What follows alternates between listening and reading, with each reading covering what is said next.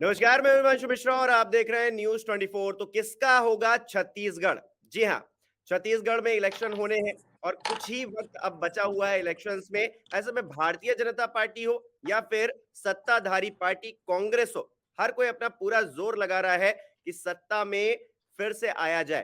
Congress party आदिवासियों पर कहीं ना कहीं फोकस कर रही है, भारतीय जनता पार्टी भी आदिवासियों पर फोकस कर रही है, क्योंकि आदिवासियों का जो वोट बैंक है वो काफी निर्णायक छत्तीसगढ़ में रहता है। ऐसे में इस बार क्या होने वाला है, इसको लेकर आज चर्चा करेंगे। हमारे साथ पैनल में अनिल चौहान जी कांग्रेस पार्टी से हमारे साथ जुड़े हैं, नमस्कार। सुशांत शुक्ला जी भारतीय जनता पार्टी से हमारे बीच हैं और वरिष्ठ पत्रकार नमस्कार। उचित शर्मा जी भी हमारे साथ जुड़े हुए हैं। आप सभी का बहुत बहुत धन्यवाद, आप सब हमारे साथ जुड़े हुए हैं।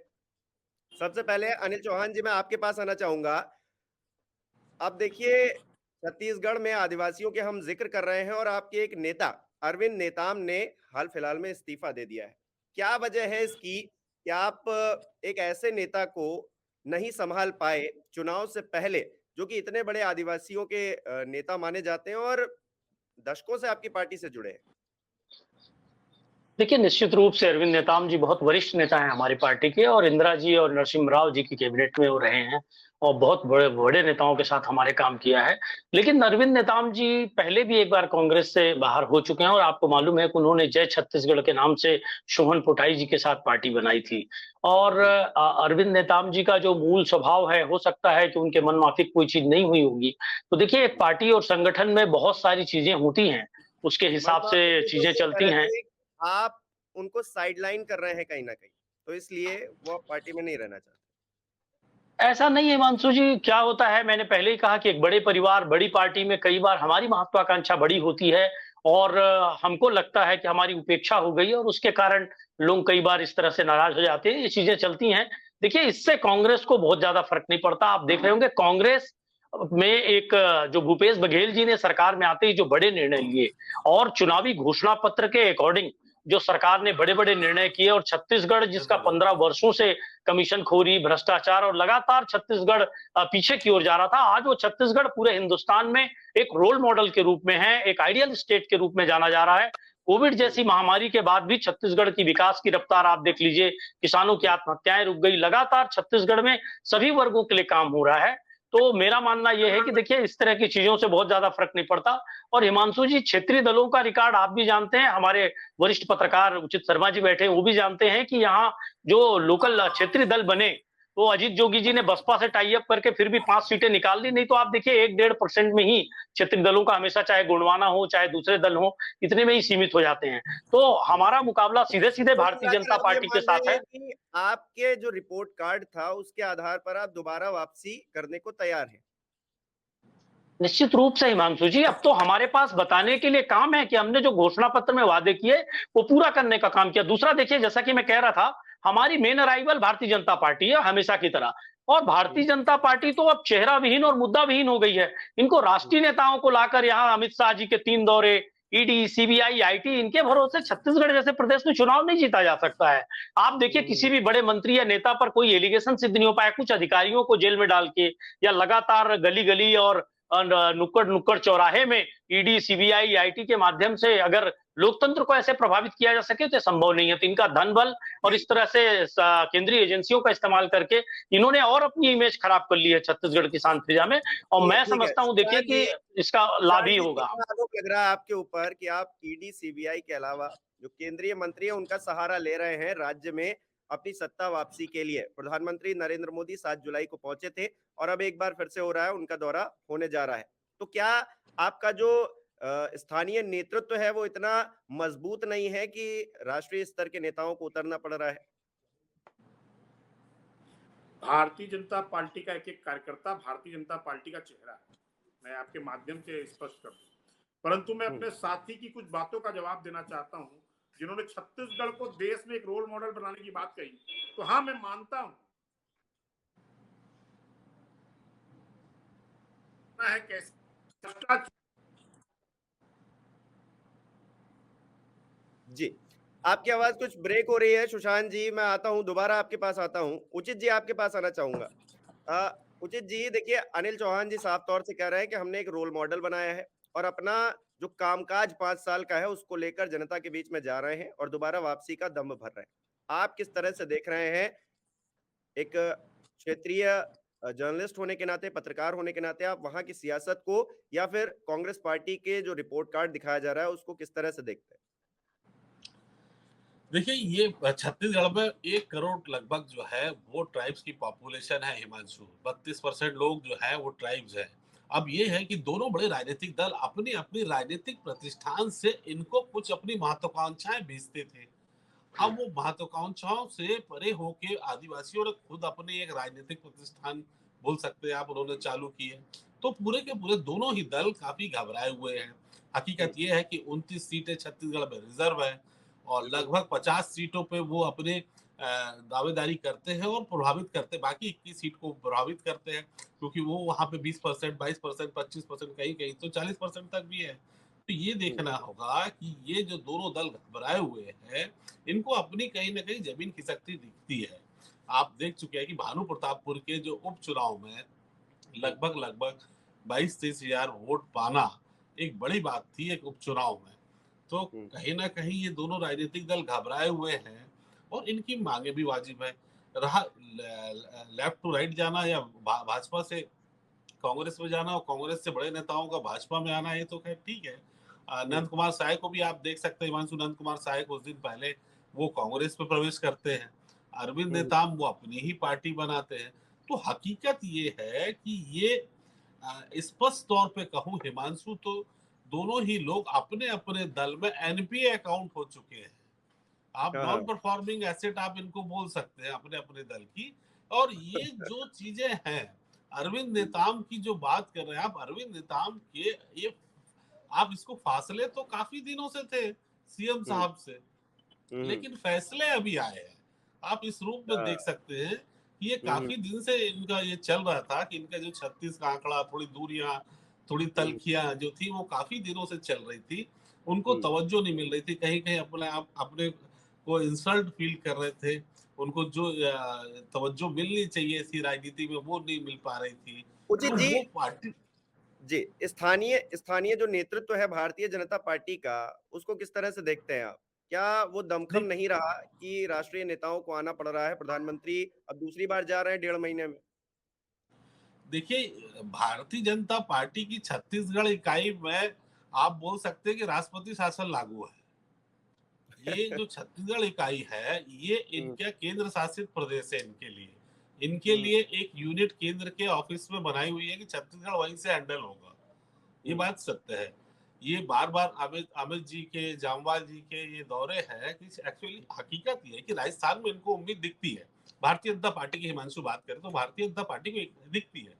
वो हुँ, भी ये मान चुके हैं कि हमको बहुत कुछ हासिल नहीं होने वाला मध्य प्रदेश में हम टक्कर दे रहे हैं या फिर हाँ, कम चीजें होंगी तो फिर मैनेज किया जा सकता है। हुँ, छत्तीसगढ़ इकाई भारतीय जनता पार्टी की वो समझ चुके हैं कि थोड़ी कमजोर है। भूपेश बघेल के सामने उनके पास चेहरा नहीं है।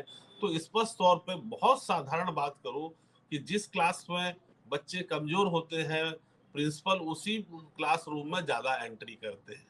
आप समझ हाँ, रहे हाँ, होंगे कि मेरा बोलने का इशारा किस तरफ बिल्कुल, है कि ये जो बिल्कुल, बिल्कुल। एंट्री हो रही है बार बार जो प्रवेश हो रहा है और कमांड जो है कमांडिंग ऑफिसर जो दिल्ली बैठे हुए हैं मतलब ये है कि छत्तीसगढ़ भारतीय जनता पार्टी का कमजोर है। लेकिन हुँ, बावजूद उसके हिमांशु मैं ये कहूंगा कि भारतीय जनता पार्टी इस चुनाव को आने वाले चुनाव को नवंबर के 23 को इसको बराबरी में लाके खड़ा कर देगी क्योंकि उसमें उसके लिए मेरे पास कुछ लॉजिक कुछ फैक्ट एंड फिगर्स है। आपको उसको जी, समझने की दरकार है कि जी। कांग्रेस ने कोई बहुत बड़ा काम नहीं किया था अपने पूर्व के रिजल्ट से। हुँ, हुँ, पूर्व में कांग्रेस को 40.5% वोट मिले थे, हुँ, वर्तमान में 42.5 मिले। तो हुँ, कांग्रेस जो है 2% अबव गई है, मात्र 2% अबव। हुँ, लेकिन हुँ, भारतीय जनता पार्टी 8% नीचे खिसकी है। इस बात को समझने की जरूरत है हिमांशु यहाँ पे कि भारतीय जनता जी, पार्टी जो 8% नीचे खिसकी है वो हुँ, मेहनत करके ऊपर आ जाएगी। ये बात सत्य हुँ, है। और हुँ, जो कांग्रेस की जो 5 साल की जो अभी राजनीति हुई है 5 साल का शासन हुआ है इसमें इतने किंतु परंतु लग चुके हैं कि इतनी इनकी ग्लोरी जो है वो खत्म हो चुकी है। इनकी एंटी इनकम में से 5 साल में जो हुई है वो लगभग 42-42% से ये 5% नीचे आने की उम्मीद दिखती है। ठीक है, तो उचित जी, मोटा आता हूँ मोटी आपके आप पास। समझे। आगे आगे का जो समीकरण है वो समझने के लिए मैं आता हूँ। सुशांत जी हमारे साथ जुड़ गए हैं। सुशांत जी, अ, उचित शर्मा जी बता रहे हैं, क्योंकि वो वहाँ की राजनीति को बड़े ही बेहतर ढंग ढंग से देखते हैं। फिर से चले गए हैं। फिर से चले गए हैं वो। चलिए अनिल जी, आप ही के पास जी। आऊँगा। देखिए, कांग्रेस किस तरह से अपने 5 साल के कार्यकाल को लेकर जाएगी, उचित शर्मा जी ने, क्योंकि वो स्थानीय राजनीति को बहुत अच्छे तरीके से देखते हैं, राज्य की राजनीति को। तो डरे हुए तो आप भी हैं, ये कह रहे हैं। क्या कहेंगे? देखिए हिमांशु जी, भगवान कृष्ण ने गीता के उपदेश में कहा था कि अगर भय है तभी एक योद्धा सफल है। भय और किसी चुनाव को कमजोर तो समझना ही नहीं चाहिए। कांग्रेस कभी भारतीय जनता पार्टी को कमजोर बना के नहीं चलती। दूसरी बात यह है कि आप देखिए, चाहे तेंदुपत्ता का मामला हो, पूरे हिंदुस्तान में तेंदुपत्ता संग्राहकों को सबसे ज्यादा कीमत छत्तीसगढ़ में मिल रही है। चाहे लोहंडी गुंडा में जमीन की वापसी हो, चाहे जो 3 इलाकों का नक्सलवाद है वो रमन सरकार में 20 जिलों में पहुंच गया, उसको समेटने का मामला हो। मैं समझता हूं कि 5 सालों में जनता जब इसको कंपैरिजन करेगी इनके 15 साल के शासन से, तो बहुत अच्छे से मैं समझता हूं कि खासकर आदिवासी वर्ग का वोट कांग्रेस की तरफ फिर से आएगा। और देखिए, जिस तरह से मणिपुर में हो रहा है, 2 समुदायों के बीच हिंसा, प्रधानमंत्री 2 बार आ गए, 3 बार गृह मंत्री यहां आ गए, लेकिन मणिपुर जाने की इनको दरकार नहीं समझ में आ रही है, ना ये उस विषय पर बोलने को तैयार है। तो देखिए, महंगाई अपनी चरम पर है, भ्रष्टाचार अपनी चरम पर है।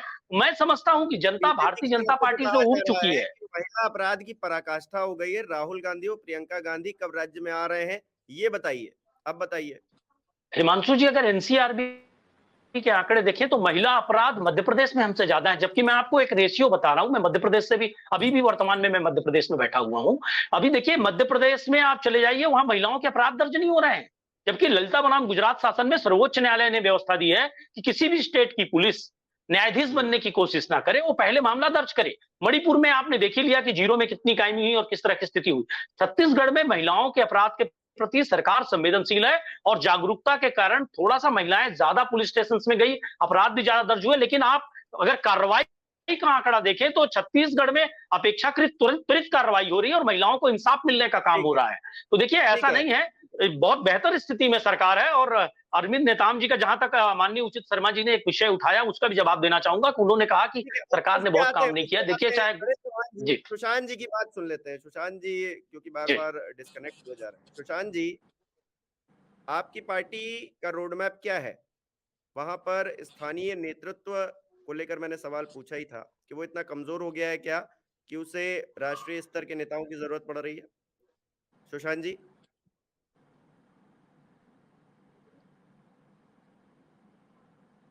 सुशांत जी, क्या मेरी आवाज़ मिल पा रही है आपको?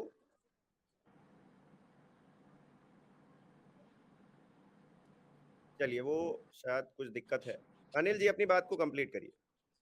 जी, तो मैं ये कह रहा था, देखिए कि 5 सालों में, सिर्फ 5 साल की अवधि में कांग्रेस ने जिस प्राथमिकता से काम किए, जैसे किसानों की कर्ज माफी है, मतलब जो बड़े बड़े वादे थे, जो प्रदेश की आम जनता को ज्यादा लाभकारी हैं, उन पे बड़े स्टेप्स उठाए गए और बहुत साहसी कदम उठाए गए। मैं समझता हूं आम जनता में भी इस चीज का फीडबैक है। तो हर वर्ग के लिए जिस तरह से कांग्रेस की सरकार ने काम किया, जैसे मैं आपको एक उदाहरण देना चाहूंगा कि 13 में भाजपा ने कहा, अपने संकल्प पत्र में कहा कि भाजपा का कहना साफ, किसानों का कर्जा माफ। लेकिन किसी भी किसान का कर्ज माफ नहीं हुआ। अब ये सवाल उठाते हैं कि भैया दीर्घकालिक कर्ज माफ नहीं हुआ। जिस तरह से कर्ज माफी का एक साहसी कदम उठाया, और सबसे बड़ी बात हिमांशु जी, जनता में जो भूपेश है तो भरोसा है का नारा इसलिए जा रहा है कि कुर्सी पर बैठते ही 5 सालों का इंतजार नहीं किया भूपेश बघेल जी ने, तुरंत कर्ज माफी का निर्णय लिया और लगभग सारे, चाहे 2500 के बोनस की बात कर लें, अब तो 2700 के करीब हो गया है। तो लगातार कभी चुनावी वर्ष का इंतजार नहीं किया गया, लगातार वादों को पूरा करने का काम किया गया। उससे एक विश्वसनीयता छत्तीसगढ़ में आई कि नहीं भैया, चुनावी घोषणा पत्र सिर्फ देखने के लिए नहीं होता, काम भी इस पे होते हैं। तो प्राय बहुत से वादों को पूरा किया गया, और कुछ वादे जिनमें आधा काम हुआ, एक आध तो वादे ही बचे हैं जिस पे काम पूरा हुआ है। नेटवर्क के कारण मैं आपके साथ जुड़ नहीं पाया था। देखिए, मैं कई बार सवाल कर चुका हूँ, रिपीट फिर से कर देता हूँ कि क्या आपका स्थानीय नेतृत्व जो है वो इतना मजबूत नहीं है कि राष्ट्रीय नेताओं की जरूरत पड़ रही है? देखिए, भारतीय जनता पार्टी कमल छाप के सिंबल में एक एक कार्यकर्ता चुनाव लड़ता है, सतत चलने वाला संगठन है। परंतु मेरे साथी अरुण सिंह चौहान जी और मेरे वरिष्ठ साथी उचित शर्मा जी की बातों का खंडन करते हुए मैं स्पष्ट कर दूं कि हाँ, छत्तीसगढ़ ने एक नया मॉडल प्रस्तुत किया है देश में, वो है भ्रष्टाचार के विश्व कीर्तिमान का, जिसका मुख्यमंत्री सचिवालय स्वयं ईडी के गिरफ्त में और रहते हुए आज जेल की सलाखों के पीछे है। मुख्यमंत्री के प्रशासनिक साझेदार और व्यापारिक साझेदार आज जेलों के भीतर है व्यापक भ्रष्टाचार के माध्यम से। और मैं उचित जी की बातों का भी खंडन करता हूं कि राष्ट्रपति शासन भारतीय जनता पार्टी में नहीं, Bharatiya Janata party cadre based party के साथ बूथ स्तर पर अपनी सक्रियता के साथ सशक्त विपक्ष के रूप में काम कर रही है छत्तीसगढ़ में। परंतु मेरे साथी ने जब कहा कांग्रेस के कि आर्थिक आपातकाल इस छत्तीसगढ़ में लगाता है, तो अराजकता, धोखाधड़ी, भ्रष्टाचार और विश्वासघात को समर्पित कांग्रेस की छत्तीसगढ़ की सरकार आदिवासी अंचलों में व्यापक जनादेश प्राप्त करने के पश्चात भी आज वो जनाधार खो चुकी 4.5 वर्षों में। उसका एक मात्र उदाहरण मैं आज आपको बताना चाहता हूं कि 2500 प्लस बोनस के साथ ये तेंदुपत्ता खरीदी की बात करके आए। जब हमारी सरकार थी तो हम 2500 7,500 बोनस के साथ 9,500 देते थे। आज ये 4,500 रुपया तेंदुपत्ता संग्राहकों को देकर उनकी चरण पादुका की योजना बंद कर दिए हैं। बोनस का नाम तो दूर दूर तक दिखाई नहीं देता कहीं। मेधावी छात्रों में 7,000 मेधावी छात्र छत्तीसगढ़ में जो लघु वनोपस्थन के माध्यम से छात्रवृत्ति प्राप्त करते थे, आज आदिवासी अंचलों के वो छात्र छात्रवृत्ति से वंचित हैं। और सब हद तो तब हो जाती है जब सरकारी संरक्षण में आदिवासी समाज अपनी पूजा पद्धति को बचाने के लिए सड़कों पर लड़ रहा है धर्मांतरण के खिलाफ। और धर्मांतरण के मिशनरियों को सरकारी संरक्षण है, क्योंकि एक वंशी परिवार की पूजा पद्धति और चरण वंदना पर विचारधारा पर आधारित कांग्रेस आज उनकी पूजा पद्धति को संरक्षण दे रही है। मैं आपके चैनल के माध्यम से अपने साथी को खुली चुनौती देता हूं कि राहुल गांधी की पूजा पद्धति क्या है, आज ये सार्वजनिक करें। और वनांचलों में धर्मांतरण क्यों हो रहा है, इस पर आज चुनौती स्वीकार करते हुए जवाब दें। ठीक है, अनिल जी बताइए। देखिए हिमांशु जी, मैं अपने विद्वान दोस्त को पहले बता दूं, वो अरुण सिंह चौहान कर रहे थे, वो अनिल चौहान मेरा नाम है, शायद भूल गए हैं।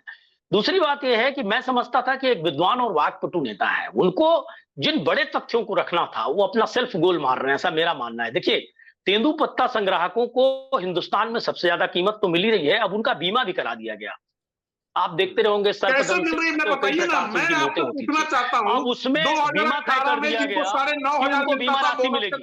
और जो बड़े इशूज है उस पर सुशांत जी कोई बात नहीं रख पाए, जबकि बड़े इशूज पे उनको बात रखने की मैं उम्मीद किया था। और भारतीय जनता पार्टी का जो ये विषय रख रहे थे, भारतीय जनता पार्टी की केंद्रीय एजेंसियों को छोड़कर 5 साल ये ऐसी कमरों से बाहर नहीं निकले हैं, इन्होंने कोई भी आंदोलन खड़ा नहीं किया, कोई भी जनता के लिए आवाज उठाने का काम नहीं किया कि प्रधानमंत्री आवास से क्यों वंचित हैं। नई बातें कर देने से कुछ नहीं होता है हिमांशु जी। आयुष्मान कार्ड की योजना जो जन कल्याणकारी कार्य किए हैं, आपके माध्यम से पूछना चाहता हूँ कि इस तरह से इंटरप्ट करके डिबेट को कुछ नहीं मिल रहा है। की बात करने वाली धर्मांतरण, खाली धर्म और कट्टरता की राजनीति छत्तीसगढ़ में नहीं चलने वाली। इनके पास न इशू है न चेहरा।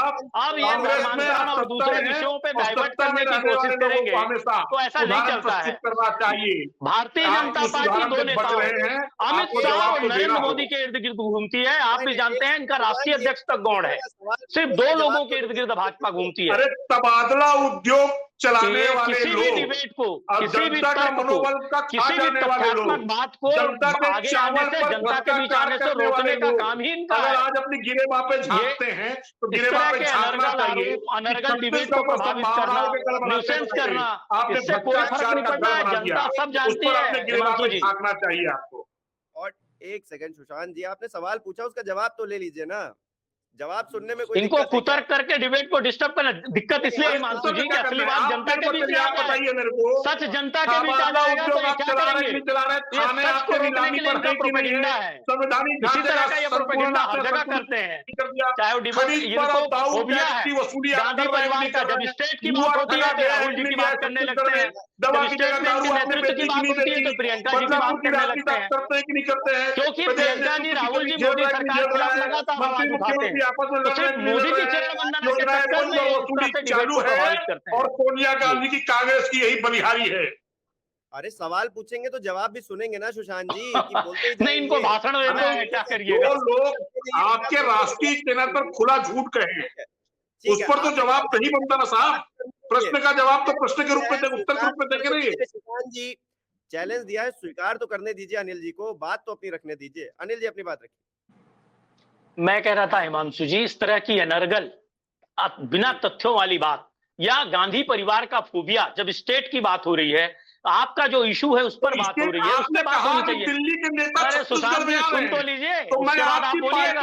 पर बात ना अरे करूं। तो छत्तीसगढ़ की जब बात होती है, अरविंद नेताम जी की बात होती है, इनको सिर्फ राहुल जी और प्रियंका जी से तकलीफ है। क्यों? क्योंकि मोदी के सामने, शाह के सामने सिर्फ दो ही नेता हैं जो हिंदुस्तान में सवाल पूछते हैं, अदानी के संबंधों को लेकर सवाल पूछते हैं, किस तरह से दो लोगों की जेबें भरने का काम हो रहा है, इस पर बात पूछते हैं।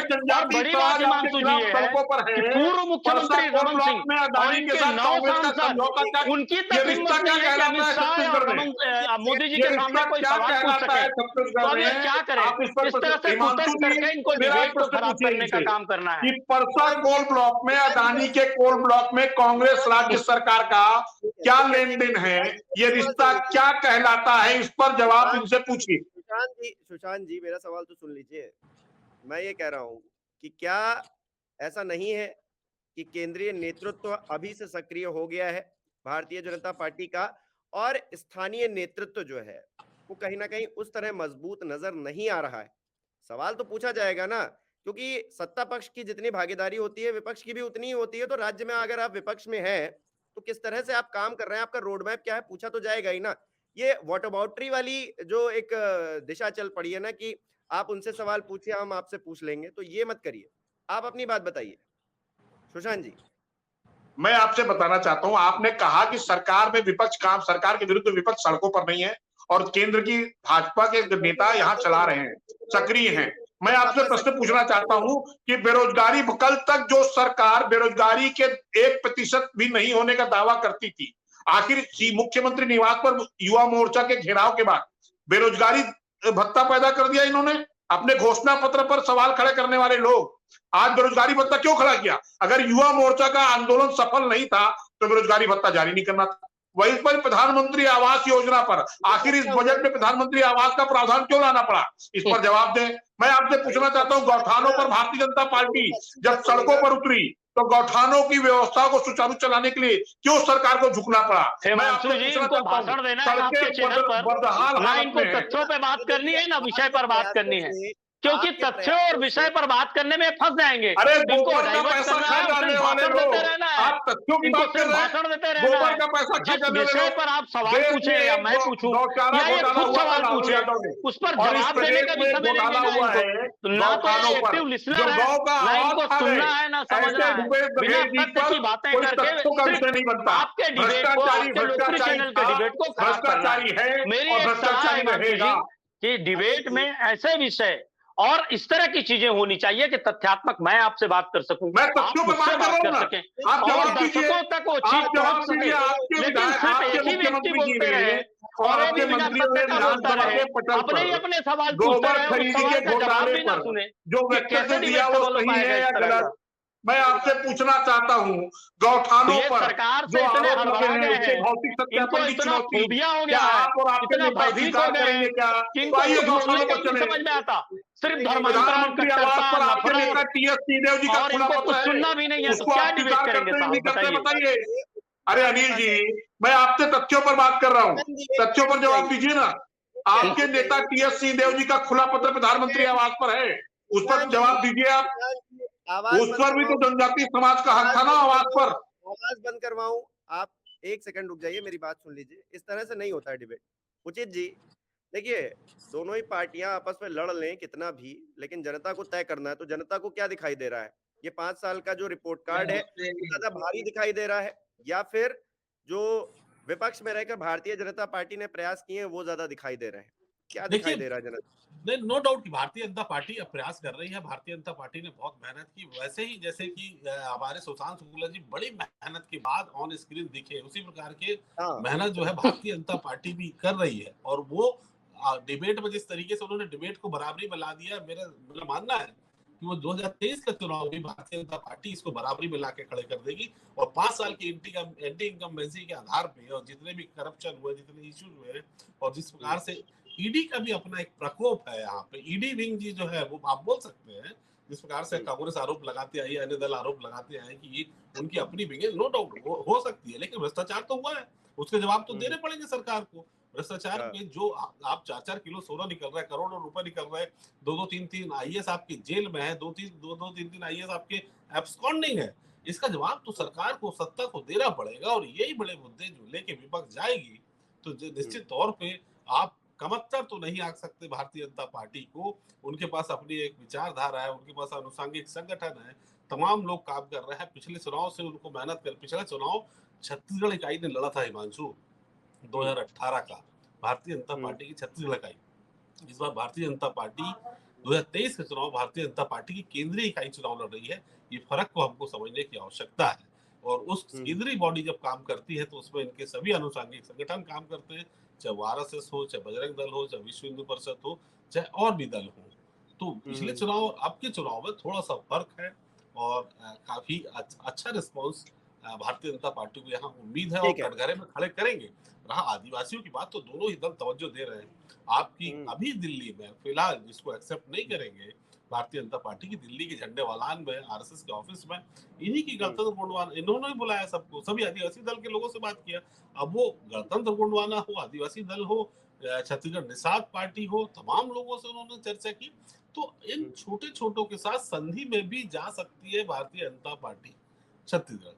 तो रिजल्ट काफी रोचक आएंगे, बड़ी चुनौती आएंगी, लेकिन ये अंतिम जो आते आते तक आप किसी की तरफ ये नहीं बोल सकते कि ट्राइब्स का झुकाव कांग्रेस पे है या ट्राइब्स का झुकाव भारतीय जनता पार्टी पे है। ये ट्राइब्स को दोनों ही पार्टियां बहुत मानती है, लेकिन उनको बहुत मानती है कि उचित जी, एक चर्चा चल रही है कि आदिवासी समाज जो है वो सरकार से नाखुश है। क्या लग रहा है, कितनी सच्चाई है इस बात में? है, उसके कई कई कारण हैं, चाहे आरक्षण को लेके हो, धर्मांतरण को लेके हो, डीलिस्टिंग से लेके हो, आपके जो पेशा कानून की जो जिस्ट निकाल दी गई है अंदर से, उसको लेके हो। पेशा कानून तो आया है, लेकिन उसकी जो जिस्ट निकाल दी गई अंदर से, वो भी एक सवालात तो खड़े होते हैं। देखिए, आदिवासी में भी दो धड़े हुए हैं मानसून।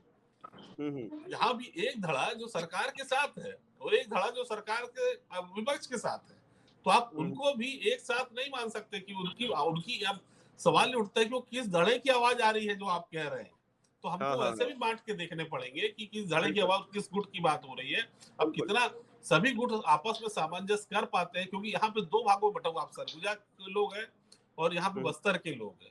दोनों ही आदिवासियों में बहुत अंतर आप इसको मान सकते हैं कि जो हमारे यहाँ जो ब्यूरोक्रेसी में है, वो सरगुजा बेल्ट के लोग ज्यादा है। बस्तर बेल्ट के ब्यूरोक्रेसी में और फायदे लेने में उनकी कमी दिखती है। तो इनमें आपस की विचारधारा में भी इनमें काफी किंतु परंतु दिखता है। तो वो आपस में सामंजस्य कितना बैठा पाते हैं, वो देखने वाली बात होगी। ठीक है, सुशांत जी आपके पास आऊंगा। पिछली बार 14 सीटें, इस बार क्या लक्ष्य है? छत्तीसगढ़ की जनता से भारतीय जनता पार्टी कांग्रेस सरकार के कुकर्मों के सिर्फ एक बात है हिमांशु जी, अगर मैं सुशांत जी को तब सुनूंगा जब ये न्यूसेंस मेरे बोलते समय नहीं करेंगे। ये न्यूसेंस करके, और उचित शर्मा जी ने थोड़ा मनोबल भी बढ़ा दिया है कि आधे डिबेट में आके पूरे डिबेट पे हल्ला करते रहो। तो देखिए, डिबेट वो होता है हिमांशु जी की बात मैं पेशेंस से सुनता हूँ, उसी तरह पेशेंस से सुने। चाहे धर्मांतरण हो, चाहे कवर्धा का मुद्दा हो, हिंसा और नफरत, देश को अदानी और अंबानी के पास गिरवी रखने का जो खेल खेल रहे हैं, और छत्तीसगढ़ में भी अदानी और अंबानी जो पैसा लगाकर खेल करने का प्रयास करेंगे, उसको हम भी आवाज उठा सकते हैं, लेकिन अपने टाइम में हम बोलेंगे। तो अगर इनको तभी सुना जाएगा जब ये दूसरे को सुनने का साहस रखें हिमांशु जी। तो डिबेट में आपको मानदंड रखना होगा कि जब ये हमारी बात सुनेंगे तब इनकी बात सुनी जाएगी। इनके भ्रष्टाचार में छलियामारी जैसे बलात्कार कांड हुए, और 8-8, 10-10 साल की बच्चियों को, 12-12 साल की बच्चियों को गर्भवती कर दिया गया। इनके काल में आदिवासियों का शोषण हुआ। इनके काल में कमीशन खोरी के कारण मुख्यमंत्री को कहना पड़ गया कमीशन खोरी 3 महीने बंद रखिए। इनके काल में पूरे राष्ट्र में नफरत का दुकान चला रहे हैं मोदी जी और शाह जी। इनके नेता मोदी और शाह के सामने नहीं बोल पाते हैं। तो हिमांशु जी, पहले सुनिश्चित करना होगा कि तर्क में सभी के सुने जाएंगे, कुतर्क और भाषण नहीं सुना जाएगा। ठीक है, नहीं सुना जाएगा, नहीं सुना जाएगा। सुशांत जी मैं सीधा सवाल पूछ रहा हूँ, ठीक है, आपको जवाब देना होगा। मुझे माफ कीजिएगा। सुशांत जी मेरी बात सुनिए। सुशांत जी, मैंने पूछा पिछली बार 14 सीटें, इस बार कितनी सीटें? सीधा सीधा जवाब दीजिए। 50 सीटों और से ऊपर आदिवासी भारतीय अंचल में ही जनता एक पार्टी सीट हारे लाएगी हैं। और सरकार बनाएगी छत्तीसगढ़ में। छत्तीसगढ़ की विकास की अवधारणा को हमने चेहरा राज्य बनाया था, हम ही कौन रहने गति वाला देंगे है? विकास को। चेहरा कौन रहने वाला है? भारतीय जनता पार्टी का कार्यकर्ता और कमल छाप चेहरा रहेगा भाजपा का। तो चेहरा रमन है ही सिंह नहीं है, जी क्या बताएंगे ये? अरे चेहरा आपके नहीं, पास 2018 में कौन चेहरा था? एक भी चेहरे नहीं है। जितने लोग हैं लड़ रहे हैं आपस में, ऐसा कोई ठगा नहीं। सिर्फ आपस में लड़ने का काम कर रहे हैं। 5 साल घरों में बैठे रहे, एक भी बड़ा आंदोलन नहीं हुआ। युवा मोर्चा के कुछ गुंडे युवा मोर्चा के रायपुर में माहौल खराब करने का काम किए। उसके अलावा एक भी सजग आंदोलन, लोकतांत्रिक आंदोलन भारतीय जनता पार्टी ने 5 सालों में नहीं किया। अनिल जी, लोकतांत्रिक आपका मुख्यमंत्री खुद सुशांत जी, घुस जाता है। जब युवा मेरी बात मोर्चा सुनिए। सड़कों पर आती है। सुशांत जी, आवाज नहीं जा रही है, अनिल जी की आवाज नहीं जा रही है। सुशांत जी मेरी बात सुनिए। देखिए, जी। मैंने पूछा कि चेहरा कौन होगा, रमन सिंह जी क्या चेहरा नहीं होंगे, मुझे ये बताइए। भाई रमन सिंह जी, डॉक्टर अरुण साहू जी और समस्त नेता भारतीय जनता पार्टी के कार्यकर्ता हैं। मैंने आपको स्पष्ट कह दिया कि भारतीय जनता पार्टी का चेहरा हमेशा कार्यकर्ता होता है और चुनाव चिन्ह कमल होता है, जिसको लेकर हम जनता के बीच में जाते हैं। नहीं, लेकिन एक चेहरा तो मेन होता है ना कि हम उसको लेकर आगे बढ़ रहे हैं, ये हमारी गारंटी है। वो चेहरा एक गारंटी होता है। जैसे केंद्र में आप प्रधानमंत्री नरेंद्र मोदी का चेहरा इस्तेमाल करते हैं, वो कहते हैं कि प्रधानमंत्री नरेंद्र मोदी जी के। हिमांशु जी, मेरा एक निवेदन है कि अगर डिबेट ये खराब किए पहले और उसके बाद मुझे म्यूट किया जाता है तो ये गलत है। आपके चैनल पर हम सम्मान के साथ बैठते हैं। म्यूट जो खराब करता है डिबेट को, उसको करिए आप। हम आपके चैनल में सम्मान के साथ बैठेंगे। अगर सम्मान नहीं होगा तो कांग्रेस का कोई प्रवक्ता नहीं बैठेगा। अगर इन्होंने डिबेट खराब किया है तो इनका पहले म्यूट किया जाना था साउंड। अगर मैं बोल रहा था उस समय आपने इनको म्यूट नहीं किया, तो मैं हिमांशु जी विनम्रता पूर्वक आपसे आग्रह करूंगा कि मुझे म्यूट नहीं किया जाना चाहिए, क्योंकि सुशांत जी ने पहले। ठीक है, सुशांत जी से सवाल कर लूं, फिर करता हूं, आपको करूंगा, बिल्कुल करूंगा। इन्होंने विषय से भटक कर बात की, तथ्यों से परे जाकर बात की, डिबेट को खराब करने का प्रयास किया। मोदी और शाह पर सवाल ले लूं, फिर आपके पास आ रहा हूं। अनिल जी, एक छोटा सा सवाल ले लूं, फिर आपके पास आ रहा हूं। अनिल नहीं, देखिए, पार्शलिटी नहीं होनी चाहिए। चैनल में सभी को बराबर समय मिलना चाहिए, और अगर कोई डिबेट खराब होता है तो उसमें न्याय संगत ढंग से निर्णय होने चाहिए। अगर आप मुझे एक तरफा म्यूट करेंगे तो देखिए साहब, मैं तो दोबारा नहीं बैठूंगा, और मैं पार्टी से भी आग्रह करूंगा कि इस तरह चीजें ना चले। हिमांशु जी, इन्होंने डिबेट को खराब किया, ये तथ्यों से परे गए। इन्होंने विषय को खराब किया, इन्होंने जबरदस्ती का हल्ला किया। ये मोदी साहब पे जवाब नहीं देना चाहते। सिर्फ मोदी और शाह से रमन सिंह तक की हिम्मत नहीं है सवाल पूछने की, इनके सांसदों की हिम्मत नहीं है सवाल पूछने की। चाहे छत्तीसगढ़ का बारदाना बंद हो जाए, चाहे छत्तीसगढ़ की रेलगाड़ियां बंद हो जाए, चाहे छत्तीसगढ़ के आदिवासियों का शोषण हो, इनको कोई उस समय आपने म्यूट नहीं किया, तो आप मुझे म्यूट नहीं कर सकते। हिमांशु जी, मेरा सिर्फ इतना सवाल है। आपका लोकप्रिय चैनल अगर पार्शलिटी करेगा तो बर्दाश्त नहीं की जाएगी। पार्शियलिटी नहीं हो रही है, तो इसलिए मैं कह रहा हूं कि पहले डिबेट इन्होंने खराब किया, मेरे समय पर ये बोलते रहे। इन्होंने डिबेट में शामिल होते ही तथ्यों से परे जाकर बात की, तो पहले इनको म्यूट किया जाना था। इनको नहीं किया गया तो मुझे म्यूट नहीं किया जा सकता हिमांशु जी। और ये दिल्ली से लेकर छत्तीसगढ़ तक ये सिर्फ कमीशन खोरी और भ्रष्टाचार में लिप्त रहे। इन्हें ऐसी कमरों से 5 साल बाहर नहीं निकले, जनता के बीच किस मुंह से जाएंगे? इनके टिफिन से लेकर सारे कार्यक्रम फेल हो गए, जनता इनके कार्यक्रमों में भाग नहीं लेती है। तो ज्यादा बेहतर होगा। ठीक है ना, आप सुनिए तो, मेरी बात तो सुन लीजिए। जी, मैं ये कहता हूँ, मैं सवाल दोनों से पूछ रहा हूँ, जो भी डिस्टरबेंस करेगा मैं उसको म्यूट करूंगा। मैं अब सीधा बता, तो साहब म्यूट तो उसी समय करना था हिमांशु जी, इसीलिए तो मैंने कहा इन्होंने डिबेट को डिस्टर्ब किया, तब आपको म्यूट करना था इनको। नहीं हो रही। देखिए, किसी के साथ डिस्क्रिमिनेशन नहीं हो रहा है, मैं सबकी बात सुनना चाहता हूँ। नहीं, डिस्क्रिमिनेशन हो रहा है हिमांशु जी। जिस समय डिबेट स्टार्ट हुआ, इन्होंने मुझे बोलने नहीं दिया, इन्होंने सवाल पूछे, उनका जवाब मैं आपके कहने पे दे रहा था, इन्होंने डिबेट को डिस्टर्ब किया। तो उस तरह का डिबेट डिस्टर्ब करने पर मुझे तो उस समय आपने म्यूट नहीं किया।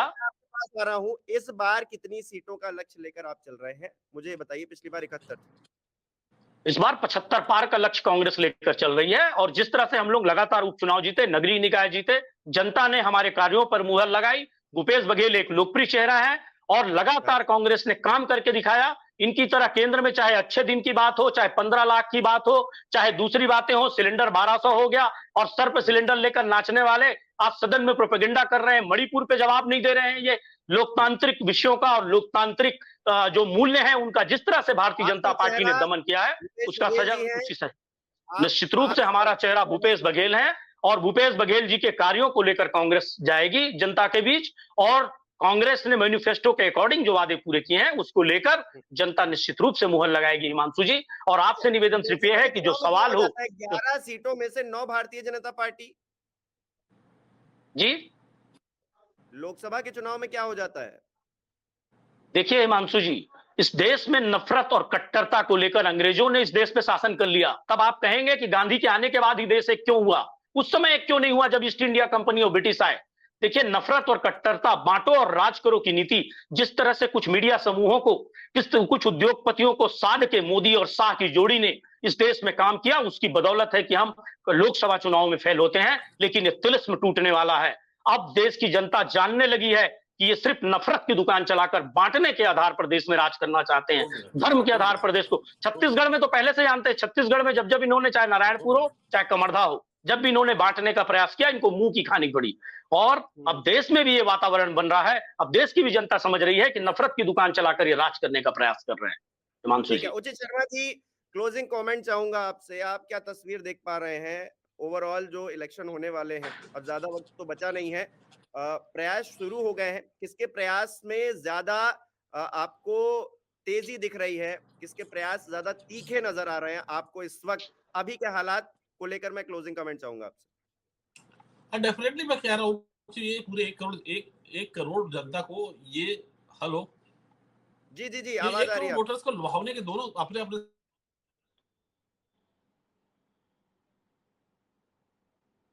है कि आदिवासियों को ये बहुत मानते हैं, मगर दोनों ही राजनीतिक पार्टियां आदिवासियों की कितना मानती हैं, ये देखने वाली बात होगी 2023 के चुनाव में। और वही सबसे महत्वपूर्ण होगा और वही सबसे बड़ी चुनौती होगी दोनों ही राष्ट्रीय पार्टियों को लेके। अब ये तीसरा राष्ट्रीय दल जो खड़े हो रहे हैं, डेफिनेटली ये नाक में दम करके रखेगा। और कितने वोट शेयर करता है, आम आदमी पार्टी भी यहाँ स्ट्रॉन्ग है, सर्व आदिवासी समाज भी स्ट्रॉन्ग है, अरविंद नेताम जी की अपनी छवि उस एरिया में बनी हुई है। तो ये देखने वाली बात होगी कि चुनौती के रूप में है भारतीय जनता पार्टी और कांग्रेस के लिए, दोनों के लिए इस 2023 के चुनाव में।